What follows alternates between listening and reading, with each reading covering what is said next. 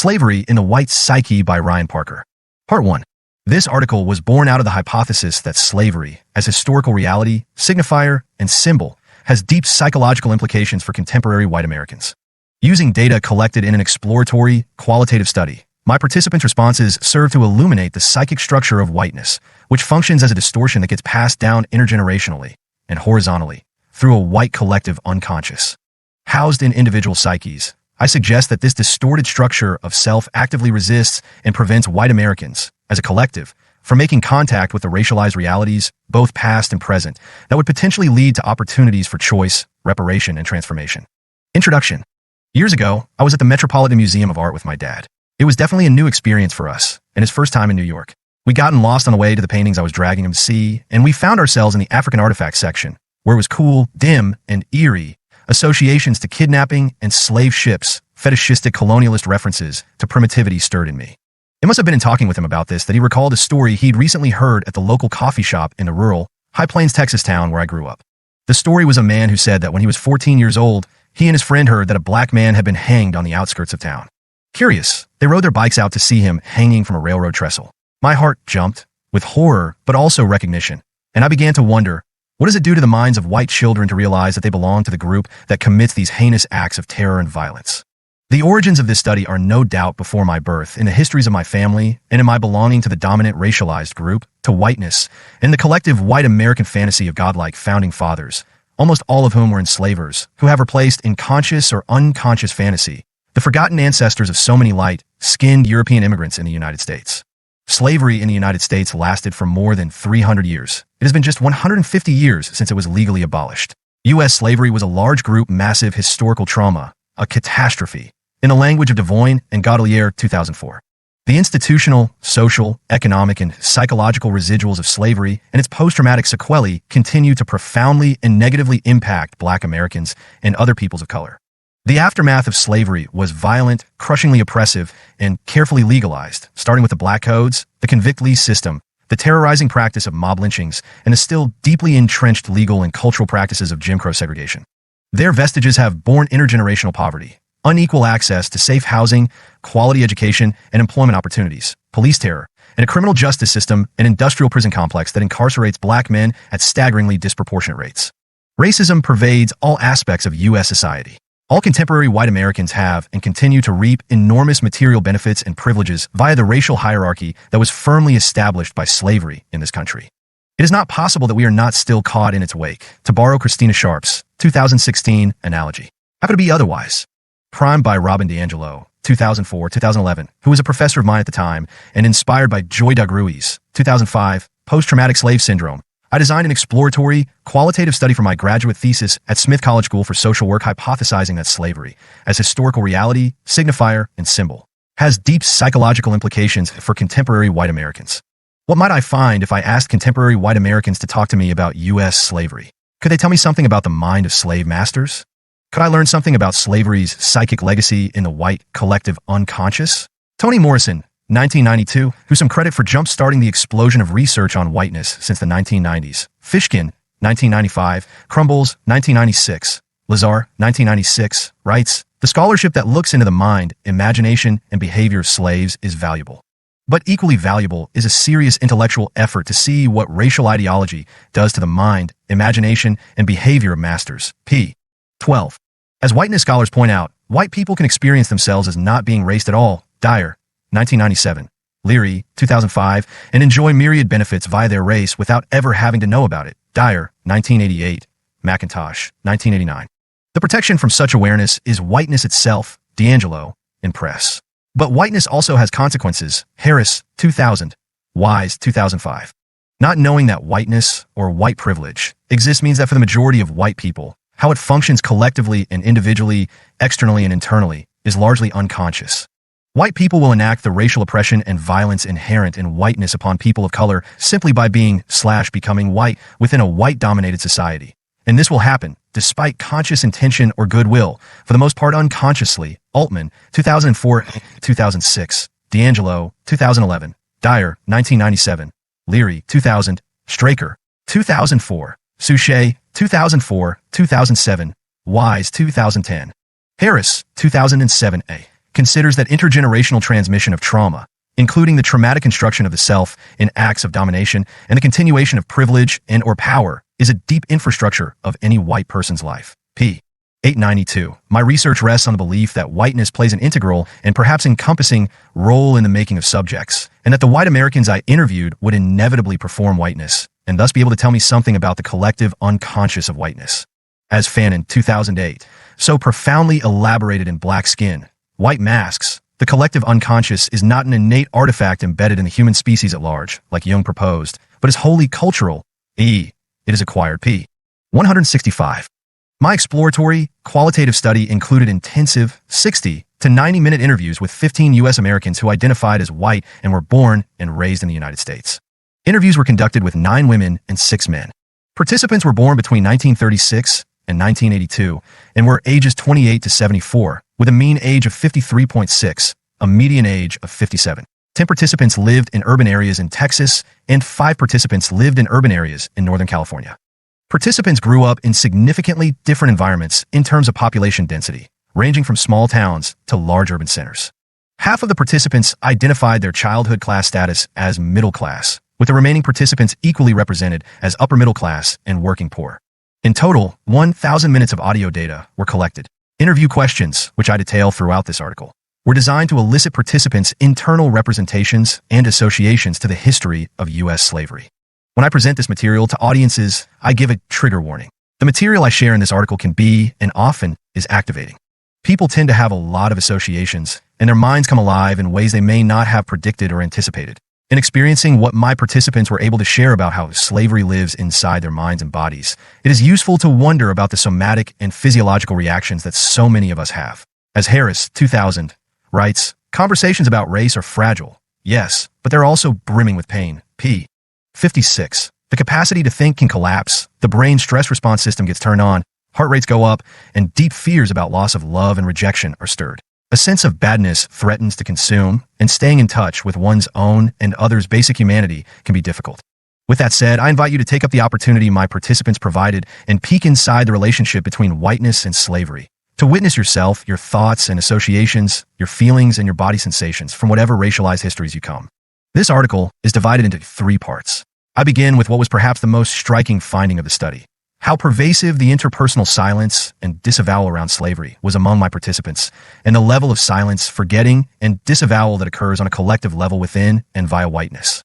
Next, I describe the internal representations of U.S. slavery that my participants associated to and reported during the interviews, particularly the prominence of violent and graphic images that reside in their minds, the defensive functions these internal representations of U.S. slavery may be playing, and the revelation that embedded in those images of violence is an erasure of any representation of the perpetrator. Extending from this finding, I explore data that emerged from a particular interview question that was designed to place participants in intimate identificatory contact with slavery. Their responses further illuminate the psychic structure of whiteness, wherein lies a simultaneous identification with the aggressor alongside its powerful disavowal. I end with a longer excerpt from a particular participant that brings to life, in a disturbing and palpable way, what I'm beginning to understand as a structural split within whiteness, a split that functions to both collapse psychic space, access to reality, and hide what is disavowed. What I hope to do by sharing the data I collected and my efforts to make sense of it is to open up space for thinking, a space for mutual exploration into how whiteness functions as a structural distortion that gets passed down intergenerationally and horizontally through a white collective unconscious.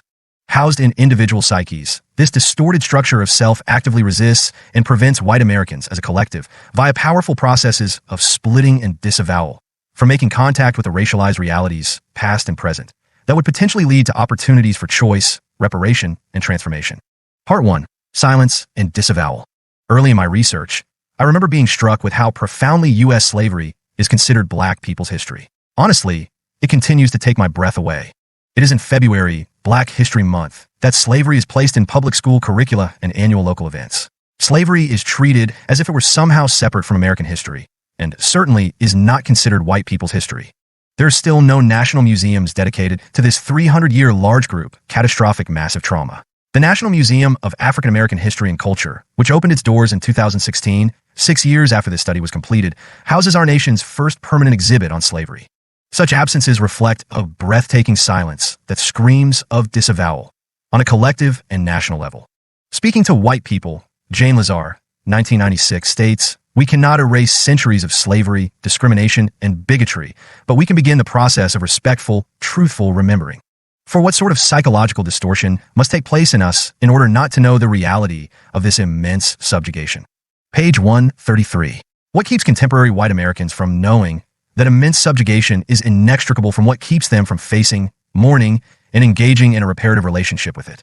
I began my exploration by asking participants to share their memories and experiences of learning about slavery. 11 of the 15 participants recalled not learning much. 3 participants had no memory whatsoever of learning about slavery in school. As one participant explained, it wasn't in the textbooks we used. It just was the unspoken. We don't want to go there whether we are proud of that history or not proud of that history. For participants recalled it being implied in the context of the Civil War. As one described, probably in relation to the Civil War, but again, I don't know. I guess you could say that it's the thing that's not talked about, never explicitly. For participants said that their learning about slavery was in the context of the message. It was abolished and they were freed. In school, I don't remember anything being taught about slavery. The only thing I remember is learning about Abraham Lincoln, who freed the slaves, said one participant. Another pejoratively described her early learning this way. We learned about pilgrims and Indians and Thanksgiving and slavery. And then in middle school, we learned that slavery was a bad thing, but it's a thing of the past. I mean, why would you even talk about slavery rather than to say it ended? I mean, when I think back on it, it's kind of horrifying, but that's pretty much how it's taught, certainly in my memory. My participants' responses point toward a collectively shared experience. Schools and textbooks, describes Mistel, 2003, are important vehicles through which societies transmit the idealized version of the past, and have always been updated and rewritten to present the acceptable vision of the past. P. 20. The dominant story of slavery continues to be one that highlights progress and distances the present from the past. Hartman, 2002. Middleton and Brown, 2005. Describe a process of strategic forgetting. We do not need to question how the past is preserved, but rather how it is held back, how it is forgotten. P. 229. Trilliot, 1995, likens these processes to the way a silencer silences a gun. One engages in the practice of silencing. Page 48. Silence is considered by whiteness scholars to be one of the most pernicious and effective ways in which white collective power is maintained. As Leary, 2000, explains, I think that the most common racial enactment has been our relative silence about racial issues. P. 647. Clinically, we know that when silence, forgetting, and denial are prominent, processes of disavowal and dissociation are at work. Our history of slavery has been disavowed and dissociated on a collective level in the United States. Dissociated experience, explains Stern, 1997, does not simply disappear quietly into some hidden corner of the mind. It is enacted. I will play out the state of self I cannot tolerate experiencing directly, and I will thereby unconsciously influence those with whom I relate to adopt a variation of the same dangerous response that led me to dissociate the self-state in the first place. P. 211. Perhaps silence is one of the most profound variations of a dangerous response. One participant, who grew up in the 1970s, had originally thought she would not have much to say about slavery when she was first recruited for the study, despite coming from a family with deep ties to slave owning. Prior to our interview, she happened to run into the person who had recruited her and spontaneously blurted out, "My father was in the KKK." She described what that moment felt like. "I got this tightness in my stomach. I was like, where did that come from? I shouldn't have said that. I felt humiliated." During the interview, she described that until that moment, she had blocked out the disavowed memory of seeing her father and other churchmen putting on white robes in her basement for 25 years. Repeatedly over the course of the interview, she continued to come back, searching for the moment when she, or the self who first put it together, that those basement meetings coincided with the whispers at the country club after church, after a cross had been burned, or some other racial violence had occurred. It was 4th grade, 3rd, no 2nd grade. It was in high school. Yeah, it was in boarding school, and I realized and had flashbacks, and then just decided not to think about it anymore. Like an accordion, time and memory is folded in on itself. Her disavowed memory belongs to another form of time, split off from consciousness, but nonetheless active and lying wait in her body. In her mind, knowing that her father was in the KKK and perpetrated overt racial violence was too horrifying to her, so she chose to not know. During the interview, she seemed cool, calm, and collected. I asked her if she was feeling anything now as we talked. With some pride, she said, "Now that I am back in control, I don't feel anything at all. I have a really good ability to do that." I asked if she recalled talking to anyone about it when she was a child, and she said, "There was no one to talk to about it. You just didn't talk about these things. I just worked it out on my own and then just blocked it out because there was nothing I could do about it." Lillian Smith, 1994, who wrote about the racialization of Southern white children during Jim Crow, said, "From the day I was born, I began to learn my lessons. I learned it the way all Southern children learn it, by closing door after door until one's mind and heart and conscience are blocked off from each other and from reality." P. 29. It is this kind of disavowal and turning away from memory and reality that I believe is operating on a collective level among white Americans in this country. Perhaps it is diluted, having lost the link to the original split over several generations of silence and disavowal, and securely in the realm of the symbolic and normative unconscious processes. Leighton, 2006. But it is nonetheless wide-scale and dangerous. A majority of my participants had few to no memories of talking about slavery prior to the interviews. It was the first time 4 of the participants had ever talked about slavery with another human being. 11 participants had no memory of talking about slavery during childhood, and 8 reported having never had a conversation about slavery with their parents. 1 participant had spent years in intensive study and dialogue about slavery. Several participants implied that any discussion about slavery would be a debate about whether it was good or bad, or right or wrong. As one participant put it, why talk about it? Everyone knows that it was bad, that there's nothing right about it. Several participants worried, as if apologizing, that they didn't think they were very good subjects for my study. This anxiety was aroused, I think, as my questions put them into contact with how little they knew about slavery, how little time and energy they had spent thinking about and considering it. Yet, as my participant stories show, this could not be further from the truth. What my interviews made clear is that so very much is happening inside the psyches of white Americans around slavery. Nonetheless, there are significant and, I would argue, structural barriers within the collective unconscious of whiteness that function to ward off conscious contact with slavery as historical reality and also as symbol and signifier for current racial realities. This psychic material lies buried in individual psyches, unspoken and unmetabolized, but undoubtedly having an enormous unconscious impact. This disavowed stuff is not fixed but is powerfully dynamic. These processes of disavowal operate on a collective unconscious level via whiteness and are, I believe, deeply implicated in the repetition and ongoing reenactment of institutionalized and structural racism. As Leighton, 2006, writes, normative unconscious processes refer to that aspect of the unconscious that pulls to repeat effect / behavior / cognition patterns that uphold the very social norms that cause psychic distress in the first place. Pages 241 to 242. A critical component of these processes of disavowal are the ways that white children learn to disconnect, to stop thinking, to stop noticing, to stop linking reality and history, and to turn off their empathic curiosity and care. If allowed to develop, this curiosity and care would cause problems for whiteness power and the privileges it claims and protects, for it would result in recognition of reality, which eventually might lead to responsibility taking and reparation.